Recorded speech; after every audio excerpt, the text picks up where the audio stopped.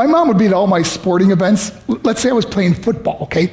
My mother would be on the sidelines, and if the play on the field started going one way, my mother would run along like, Mark, get him, get him. I'd be like, oh my gosh. I'd get in the huddle with the other guys. They go, Mark, is that your mother? I go, no, I never saw her before in my life. See, the greatest gift my mother ever gave me, she believed in me. I have overdosed on drugs on 3 occasions where I should have been dead. But I believe I was kept here for a reason. You show me your friends, I will show you your future. How do I know this? I hung out with losers, and I became the biggest loser of them all because I gave up everything I dreamt about as a little boy because of who I chose to surround myself with. My friends would drive me home at 2, 3, 4 in the morning. We'd be drunk and high, laughing in the car. We'd pull up in front of my house in New York. They go, Mark, the light's on. I go, oh man, my mother's up. See, my mom wouldn't go to bed until she knew her son was still alive.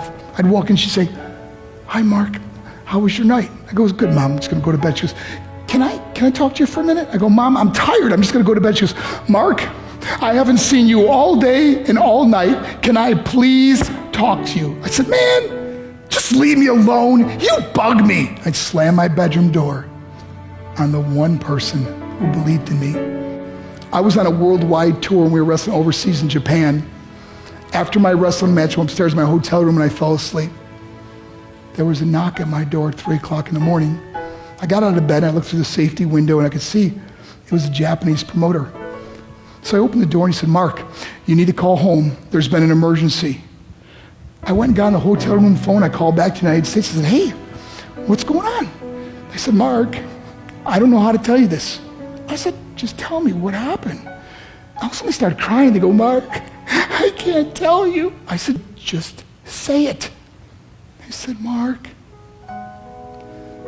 your mother died. I just threw the phone down. I ran out of my hotel room. I took the elevator to the lobby, and when the doors opened up, I just ran out into the street. I mean, there was no cars, there was no people. It was 3 o'clock in the morning. And I walked down the middle of a street in Hiroshima, Japan, and I remember looking up and just saying, Mom, I am so sorry. I flew home for her funeral, and I was so nervous to walk up to her casket, so I just stood way in the back. And I kept looking from a distance. I kept thinking to myself, Mom, please wake up.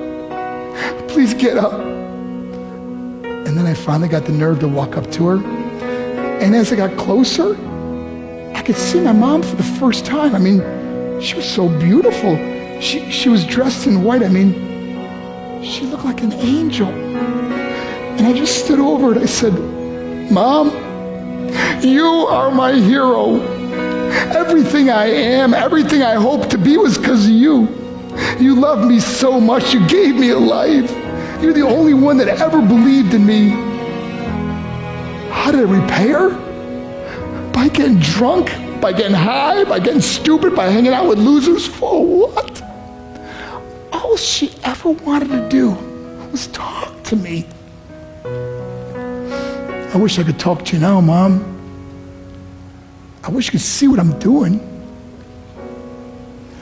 Why couldn't I have been a better son? We are defined by our choices. But if you surround yourself with people involved in drugs and alcohol and pills, it's a dead end.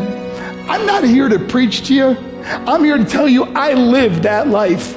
It leads to broken hearts, broken relationships, broken dreams, and death.